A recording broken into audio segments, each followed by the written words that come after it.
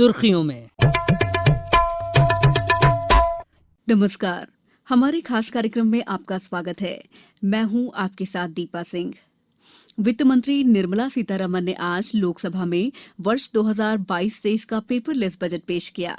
इस बजट का विश्लेषण करने के लिए हमारे साथ स्टूडियो में पैनलिस्ट हैं प्रदीप करमवेलकर जी, आप पीएचडी मेंबर्स ऑफ कॉमर्स के प्रमुख हैं। विजय अग्रवाल जी, आप CII के सदस्य हैं।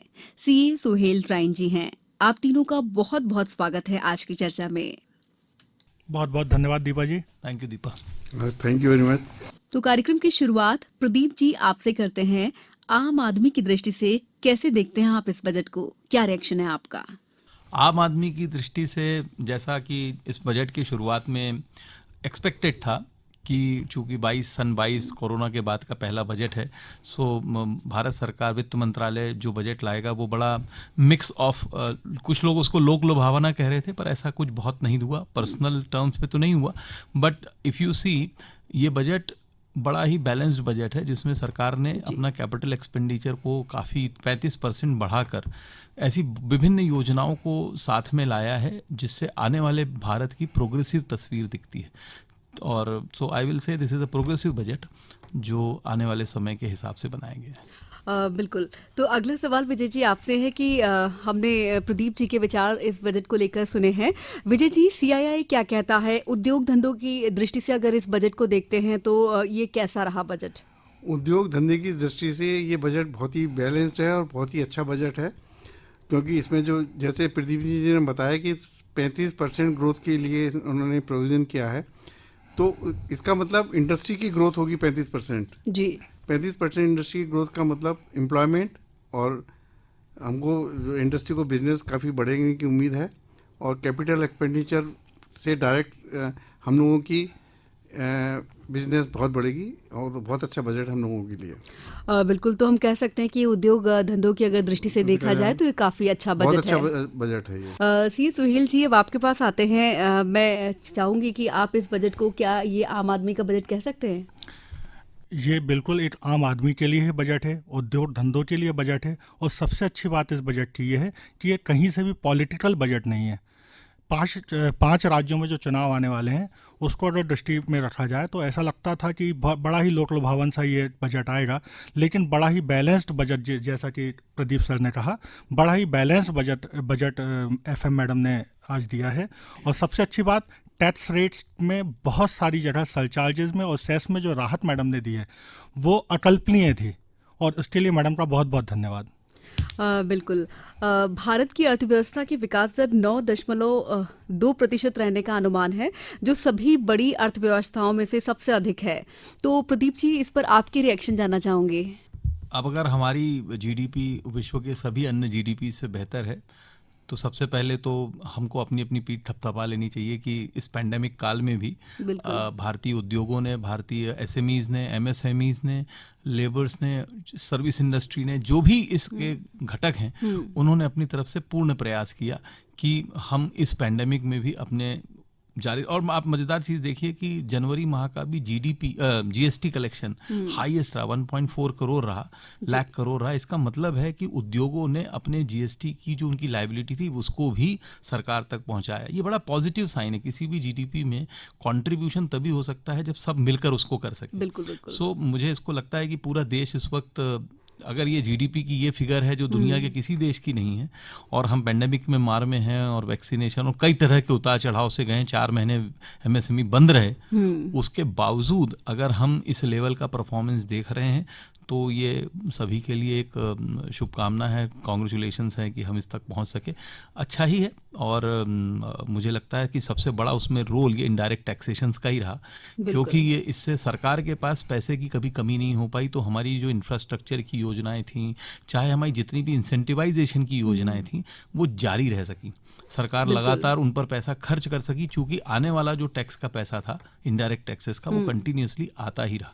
So it helped government, that's why it GDP maintain रही, मुझे ऐसा लगता है।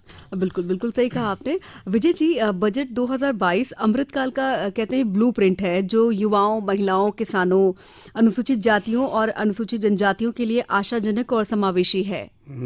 आपके क्या विचार है? बिल्कुल सही है। ये 25 साल का रोड मैप बनाया है सरकार ने, जो जी। प्रेजेंट किया है। ये 75वां हम साल बना रहे हैं अपनी आज़ादी का, और अगले 25 साल के लिए उन्होंने आज एक नई डायरेक्शन दे दी है। तो ये अब ये डायरेक्शन रोक नहीं सकती है, इस पर चढ़ाव ही चढ़ाव आने हैं अब इसके ऊपर, और हर साल इसमें तरक्की होगी और देश तरक्की की तरफ की राह पर चलता रहेगा। बिल्कुल बिल्कुल। दीपा जी, इसमें मैं ऐड करूंगा सर के इसमें कि हाँ, जरूर, आगे जरूर। की क्यों सर ने जैसा कहा। आप देखिए, पहली बार किसी ने शायद नहीं सोचा होगा कि भारत सरकार 2022 में ही आरबीआई डिजिटल करेंसी की बात करने लगा जी, होगा। जी। किसी ने सोचा भी नहीं बिल्कुल, होगा बिल्कुल। कि शायद डिजिटल करेंसी का अनाउंसमेंट बजट में होगा। जी जी। That's very new thing, digital currency की हाँ, बात ये- करना, एग्रीकल्चर में ड्रोन की बात करना, हाँ। हाँ। ये सब वो विचारधाराएं हैं जो आने वाले समय में भारत को आगे बढ़ाएंगी। 5G का भी इंस्टॉल यूज करना बिल्कुल। इसी साल में करने वाले हैं ये सब। जी हाँ, 5G ऑप्शन का इसी साल है। इसी 5G का होगा। ऑप्शन भी इसी साल है। इम्प्लीमेंटेशन मार्च से पहले कर देंगे। 5G का होना बहुत बड़ी स्पीड अप बिल्कुल, आएगी उससे। बिल्कुल। हाँ। हम कह सकते- इसी में अगर मैं ऐड करूं तो क्रिप्टो करेंसी को फॉर्मलाइज करना ये बहुत ही वेलकम स्टेप है। आज की डेट में युवा पीढ़ी क्रिप्टो करेंसी वीडीए की तरफ, वर्चुअल डिजिटल एसेट की तरफ भागी चली जा रही है। जैसे ही आज उसके ऊपर टैक्स लगा है, अब वो फॉर्मलाइज होने की कगार पे आ चुकी है और बहुत ही जल्दी इसके लिए लॉ बन जाएगा। बिल्कुल। तो सुहेल जी, आपसे ये भी जानना चाहूंगी कि एक आम आदमी जो टैक्स पे करता है उसको आम भाषा में समझाएं कि क्या कुछ फायदा हुआ है। भैया, आपको कुछ नहीं मिला, लेकिन सबसे अच्छी बात यह है कि आपका कोई नुकसान नहीं हुआ। गया नहीं कुछ आपके पास से। क्योंकि कोविड काल चल रहा है, यहाँ पर सरकार को पैसे की बहुत ही ज़्यादा ज़रूरत है, उसके बावजूद अपन लोगों की जेब से कुछ नहीं लिया। इससे अच्छा कुछ नहीं हो सकता। और सबसे अच्छी बात इस सरकार ने जो करी है, जो सरचार्जेस कम किए हैं, लॉन्ग टर्म कैपिटल गेन के ऊपर जो सरचार्जेस कम किए हैं, उसके साथ साथ एलटीसीजी का जो कैप किया उन्होंने, वो 15% पर कैप कर दिया है, वो बहुत ही वेलकम स्टेप है। उसके बाद स्टार्टअप्स के लिए आजकल अपन देख रहे हैं कि स्टार्टअप्स की बहुत ज़्यादा लोग स्टार्टअप्स की तरफ जा रहे हैं। स्टार्टअप्स के लिए उन्होंने डेडलाइन जो 31 मार्च 2022 को ख़त्म हो रही थी, उसको 1 साल के लिए आगे बढ़ा दिया, जिससे कि आम आदमी को जो भी एंटरप्राइजिंग नेचर का है, जो एंटरप्रेन्योरशिप करना चाहता है, वो अपने स्टार्टअप को फिर 1 साल के लिए, अगर वो लेट हो गया था 31 मार्च 2022 तक, तो वो आगे लेके जा सकता है। बिल्कुल बिल्कुल सही कहा आपने। प्रदीप जी, जैसे देखा जाए इस बार बजट में राज्यों को भी ज़्यादा राशि दी गई है, और खासकर अगर बात की जाए मध्य प्रदेश की, तो केन बेतवा लिंक परियोजना को जोड़ने के लिए एक अच्छा फंड दिया गया है। इससे हमारे मध्य प्रदेश के बुंदेलखंड की भी तस्वीर बदलेगी। इस पर आपके क्या विचार हैं? 1 लाख करोड़ का एलोकेशन है राज्यों के लिए जी 50 सालों के लिए लोन पे दिया गया है। जी। सो मुझे लगता है किसी भी बिजनेस में, किसी भी राज्य सरकार में अगर फंड की उपलब्धता हो जी जी तो उसमें प्रोग्रेस न होने जैसा कोई कारण नहीं होता। जी जी। मतलब द ओनली थिंग, चाहे वो नॉर्मल व्यक्तिगत बिजनेस हो, सरकार हो, कोई भी हो, अगर वहाँ पर फंड की अवेलेबिलिटी उम्मीद से ज़्यादा कर दी जाए तो मुझे नहीं लगता कि उसमें कोई प्रोग्रेस को रोक सकता जी। है। वो पैसा तो मार्केट में ही आएगा तो ना। 1 लाख करोड़ का जो डिप्लॉयमेंट है, जी जी। और वो भी कैपेक्स का है, सो मुझे लगता है 50 साल के लिए लोन पे सरकारों को दे रही है सरकार। तो मुझे लगता है कि वेलकम चेंज है। शायद स्टेट गवर्नमेंट्स को काफ़ी परियोजनाओं को चलाने में या उनको क्रियान्वयन करने में फ़ायदा होगा। जो भी नदी से जुड़ी हुई जितने भी बिजनेसेस है वो ट्रांसपोर्टेशन Naturally. मेन तो ट्रांसपोर्टेशन। और अगर आप देखें तो इस पूरे बजट में प्रधानमंत्री की गति शक्ति योजना के 7 पॉइंट्स भी डिक्लेयर किए। शुरुआती बजट की जी, जी। प्रधानमंत्री गति शक्ति से हुई थी। अगर आप उसको देखेंगे तो वो पूरा फोकस रेलवे, हाँ। इंफ्रास्ट्रक्चर, लॉजिस्टिक्स, सरकार उन चीज़ों की बात कर रही है जो कि आधारभूत है। बिल्कुल। और जब ये डेवलप होंगे तो नेचुरली इससे जुड़े हुए एम्प्लॉयमेंट्स, 60 लाख एम्प्लॉयमेंट की भी जनरेशन की बात की गई है। जी। तो ये जितनी भी चीज़ें की गई हैं, और एक और बहुत अच्छी चीज़ जो आपको शायद इसमें देखने को आई होगी कि ज़्यादातर योजनाओं में सरकार ने पीपीपी वर्ड यूज़ किया है। हाँ। अर्थात सरकार चाहती है कि पब्लिक पार्टिसिपेशन बढ़े, जी। और जो एक हम सबकी इच्छा थी, हम सभी इंडस्ट्रीज से आते हैं कि सरकार फैसिलिटेटर का रोल निभाए, ना कि बिल्कुल। ऑपरेटर का निभाए। बिल्कुल, बिल्कुल। तो सरकार उस थॉट पे भी चल रही है कि चाहे रेल्स हों, चाहे हर चीज में। इवन अगर आप देखेंगे तो रक्षा में भी उन्होंने प्राइवेट पार्टिसिपेशन को कहा है कि प्राइवेट लोग R&D में आ सकते हैं DRDO के साथ। So this is very good change where government is asking for PPP, government is asking for everything and also deploying funds for state governments. बिल्कुल प्रदीप जी, इसी से एक और जुड़ा हुआ सवाल है कि कोविड के इस दौर में MSME जो है बहुत प्रभावित हुआ है, लेकिन बजट में MSME को भी काफी अच्छा फंड दिया गया है, तो इससे उम्मीद करते हैं कि बजट में सरकार ने MSME को CGT SME में 2 लाख करोड़ का प्रावधान किया है। और जो मुझे लगता है कि जो मैन्युफैक्चरिंग यूनिट को CA साहब उसको ज़रूर क्लैरिफाई कर पाएंगे कि जो बजट में उन्होंने नई मैन्युफैक्चरिंग यूनिट को अभी भी 2 साल सन 2024 तक 15% के टैक्स रिजीम में ही रखा है। That's very good thing. और मुझे तो लगता है जो CGT SME में 2 लाख और टोटल MSME को 5 लाख करोड़ की जो घोषणा है उससे उसका डिटेल मुझे शायद अभी नहीं मालूम, उसकी डिटेल हमको बजट में बाद में पता लगेंगी। बट उससे मुझे लगता है कि काफी इन्फ्यूजन गवर्नमेंट का MSME सेक्टर में स्मॉल स्केल इंडस्ट्री को बूस्ट मिलेगा इससे, बजट से बहुत ज्यादा बूस्ट मिलने वाला है, क्योंकि जो गारंटी जो दी है ना 50,000 करोड़ रुपए की, उसकी वजह से इन्वेस्टमेंट बहुत बढ़ेगा इंडस्ट्री में, लोन मिलना बहुत आसान हो जाएगा।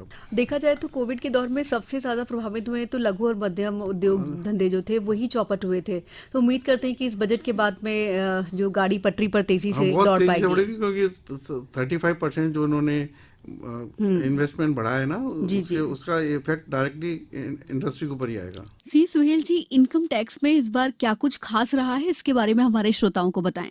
आज हम GST और इनकम टैक्स के बारे में बात कर सकते हैं। अगर इनकम टैक्स की बात अपन करें तो इनकम टैक्स में इस बार टैक्स पेयर्स को बड़ी राहत मिली है, इस हिसाब से कि पहले क्या हुआ था, इसी सरकार ने एक नया प्रोविजन लेके आई थी कि कोई भी व्यक्ति अपना रिटर्न उसी साल के असेसमेंट ईयर तक भर सकता है। उसके बाद वो नहीं भर सकता था, जबकि पहले 2 साल का टाइम उसको मिलता था। इस साल बड़ा ही वेलकम स्टेप आया है कि इन्होंने 2 साल के लिए एक्सटेंड किया उसको, कि कोई भी व्यक्ति अगर उसके पास से कोई ओमिशन हो गया है, एरर हो गया है, तो वो अपने रिटर्न को रिवाइज कर सकता है और 2 साल बाद अगले 2 साल तक एडिशनल टैक्स भर के अपने रिटर्न को रिवाइज कर सकता है। दूसरा, इन्होंने बहुत बड़ा वेलकम स्टेप है कॉर्पोरेटिव सोसाइटीज के लिए, जहां पे AMT अल्टरनेट मिनिमम टैक्स जो कॉर्पोरेट के लिए 15% AMT जी जो कॉर्पोरेट के लिए पहले 15% था, लेकिन कोऑपरेटिव सोसाइटीज़ के लिए 18.5% था।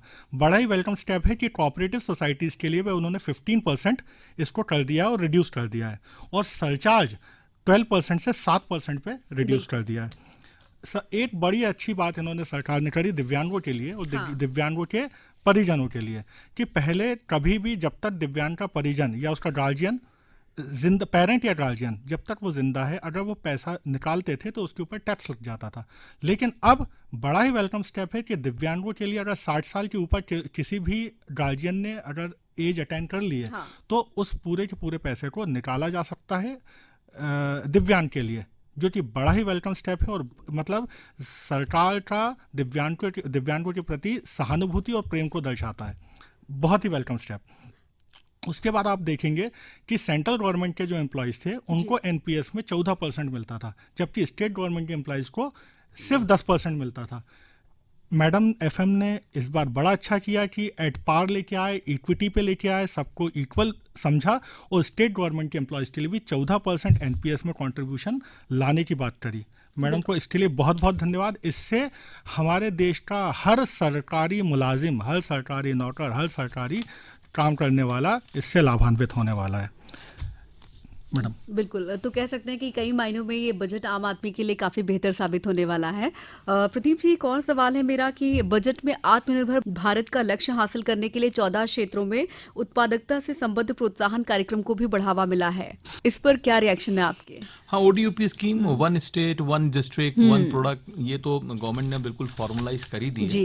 फाइनेंशियल इंक्लूजन के बारे में जरूर कह सकता हूँ कि पोस्ट ऑफिस को बैंक से जोड़ा गया है। ये एक फाइनेंशियल इंक्लूजन बहुत बड़ा है, जहाँ पर पोस्ट ऑफिस चूंकि रूरल एरियाज तक जाते हैं और अगर वो मेन बैंकिंग से जुड़ सके और बैंक से कनेक्ट हो सके और अपने ट्रांजैक्शंस बैंक जैसे ही कर सके और बैंक के थ्रू कर सके, तो मुझे लगता है कि जैसे ही फाइनेंशियल इंक्लूजन आता है इकोनॉमी में, पूरी इकोसिस्टम में बहुत फर्क आता है, क्योंकि हर जगह का पैसा अब आसानी से ट्रांजिट हो सकता है। तो ये एक बहुत बड़ा चेंज है जो आम आदमी को बहुत अधिक सपोर्ट करता है। जो विभिन्न योजनाएं हैं जो आत्मनिर्भरता की ओर जाती हैं, चाहे वो मैन्युफैक्चरिंग सेक्टर की, वो मैं आपको बतला ही चुका हूँ, लेकिन ये सभी चीज़ें विशेष तौर पर आत्मनिर्भरता से ही जुड़ी हुई हैं।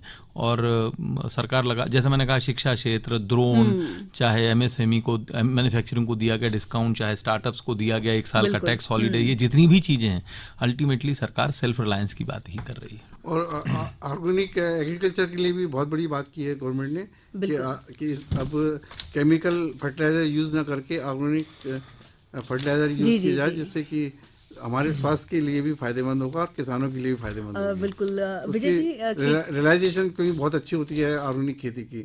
बिल्कुल बिल्कुल बिल्कुल सही कहा आपने कि ऑर्गेनिक खेती की सरकार लगातार बढ़ावा दे रही है। बजट पे भी ये साफ दर्शाया जा रहा है कि आगे चलकर ऑर्गेनिक खेती पर गवर्नमेंट का बहुत फोकस रहेगा। देखा जाए तो अगर पूरा सम अप किया जाए तो किसानों की दृष्टि से ये कैसा बजट रहा है?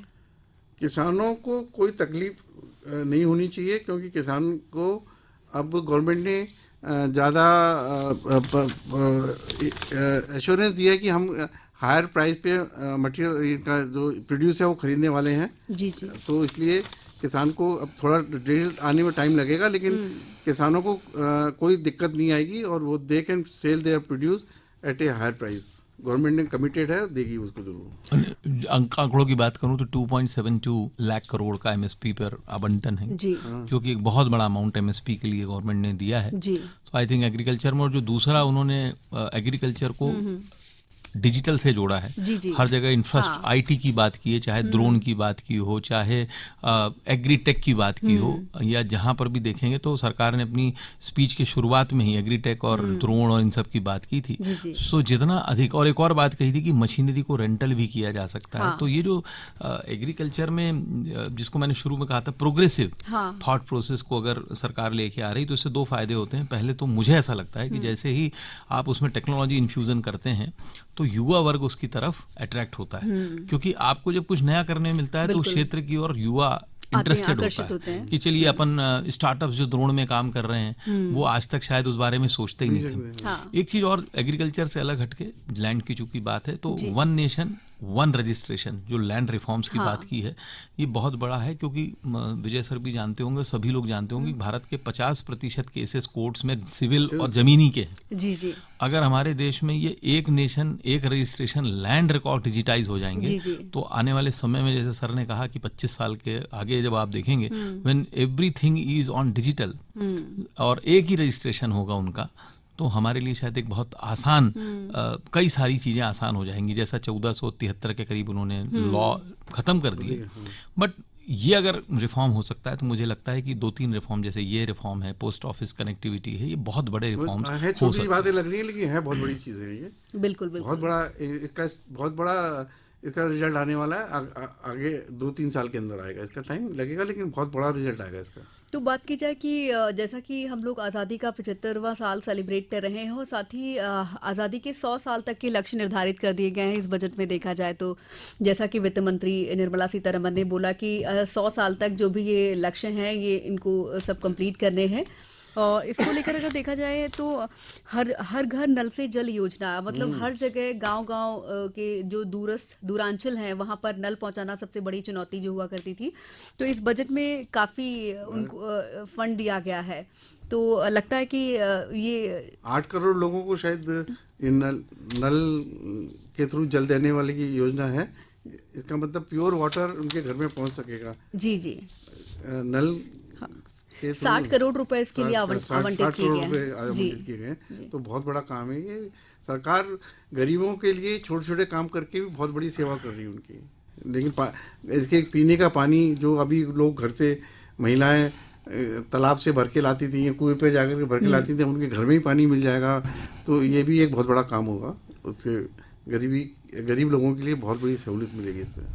बिल्कुल वाकई। सी सुहेल जी, अब चलते चलते आपसे यही जानना चाहेंगे कि पूरा अगर इस बजट को हम लोग सम अप करते हैं तो किस हिसाब से आम जनता को, तो आपने जैसा कि बताया कि बहुत फ़ायदा तो नहीं मिला लेकिन आपका कोई नुकसान नहीं हुआ है, बाकी सरचार्ज जो कम हुए हैं उसके बारे में कुछ और खास जो हमारे श्रोता जान सकें। सरकार ने बजट बहुत अच्छा बनाया। मैडम FM ने अपनी पूरी ताकत इसमें झोंकी कि एक बैलेंस बजट बना के दिया जाए जिसमें सबका साथ सबका विकास, जिसको ऑल इंक्लूसिव पॉलिटिक्स जिसको कहते हैं, या ऑल इंक्लूसिव डाइवर्सिफिकेशन भी हम कह सकते हैं। इतना बढ़िया बजट पहले कभी नहीं आया। अभूतपूर्व बजट है। अब मुझे नहीं लगता इससे बेहतर बजट कभी आगे बन सकता है। संस्कृत में एक चीज़ कहते हैं, ना भूतो ना भविष्यति। 25 साल का रोड मैप आज तक 75 सालों के बजट में कभी किसी ने नहीं दिया। मैडम ने जो 25 सालों का रोड मैप दिया है, इस रोड पर जब भारत की गाड़ी चलेगी तो विकास, जैसा कि विजय सर ने कहा, विकास होना ही होना है। गाड़ी डीरेल कभी होने ही नहीं वाली है, रोड से कभी उतरेगी ही नहीं। बस चाहिए अच्छे कन्विक्शन की ज़रूरत, चाहिए इंटीग्रिटी की ज़रूरत, चाहिए इंडिपेंडेंस की ज़रूरत है, चाहिए ब्यूरोक्रेसी का कम से कम इंटरफेरेंस की ज़रूरत, चाहिए कम से कम पॉलिटिकल इंटरफेरेंस की ज़रूरत, ताकि जितना अच्छा लक्ष्य मैडम ने रखा है और मोदी जी ने रखा है, उस लक्ष्य की प्राप्ति सात्विक रूप से हो पाए। जी मैडम बिल्कुल। सर, आपसे भी आपका भी रिएक्शन जानना चाहेंगे। कुल मिलाकर हम कह सकते हैं कि एक जनहित का बजट है। मैं इतना बड़ा कमेंट तो नहीं करूंगा कि जनहित का बजट है, लेकिन मैं ये जरूर कहूंगा कि प्रोग्रेसिव बजट है। आदमी पॉलिटिकल बजट जो होते हैं उससे दूर हटकर सरकार ने केवल पॉलिटिकल अपने उद्देश्यों को ध्यान में न रख के कहीं ना कहीं बैलेंस बजट बनाने की कोशिश की है, जिससे वो प्रोग्रेसिव आगे हो सके। आई वोंट से कि बहुत लोक लुभावना है या बहुत किसी को बहुत उन्होंने बेनिफिट दे दिए हैं, क्योंकि जो पूरी जो विस्तृत चर्चा है वो तो बजट को पढ़ने के बाद पता लगेगी। अभी जो आउटलाइंस है उससे सब कुछ अच्छा दिखता है। और जैसा सर ने कहा कि अब हमारे पास इम्प्लीमेंटेशन इज अ की है। अगर ये सब चीज़ें डिप्लॉय हो रही हैं तो उसको कैसे होनी है वो आने वाला समय बतलाएगा। पर हाँ, मूर्त रूप में बैलेंस बजट है, प्रोग्रेसिव बजट। बिल्कुल सर, आपका क्या रिएक्शन है? मेरा बस ये है, चलते थे कि देश हित के लिए बहुत अच्छा बजट है। जनहित के लिए तो बाद में होगा, लेकिन देश हित के लिए बहुत अच्छा बजट है। इससे देश की यदि तरक्की होगी तो सबकी तरक्की होगी, सब लोगों को कुछ ना कुछ मिलेगा जरूर। से देश हित के लिए बहुत अच्छा बजट दिया है। बिल्कुल। तो विजय सर ने वाकई बहुत अच्छी लाइन कही कि अगर देश का हित होगा तो सबका हित होगा। कह सकते हैं कि एक बैलेंस्ड और प्रोग्रेसिव बजट है। तो इसी के साथ हमारे इस खास कार्यक्रम में फिलहाल इतना ही। फिर होगी आपसे मुलाकात। नमस्कार। नमस्कार। सुर्खियों में